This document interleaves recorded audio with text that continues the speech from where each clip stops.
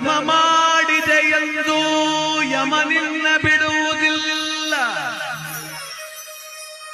ಕೂಡಿಟ್ಟು ಹಣವ ಕಟ್ಟಿದ ಮನೆಯೊಳಗೆ ನಿನಗೆ ಜಾಗವಿಲ್ಲ. ನನ್ನವಳೆಂದು ಕೈ ಹಿಡಿದು ಕರೆತಂದ ಮಡದಿ ನಿನ್ನ ಜೊತೆಗೆ ಬರುವುದಿಲ್ಲ.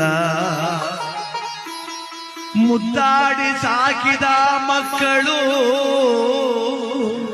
ನಿನ್ನ ಜೊತೆ ಬರುವರಲ್ಲ.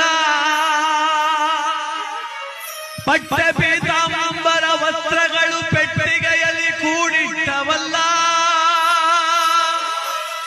ಜೀವ ನೀನೋಗುವಾಗ ನಿನ್ನವರ ಕಣ್ಣೀರೊಂದೇ ನೀ ಕಾಡಬೇಕಲ್ಲ.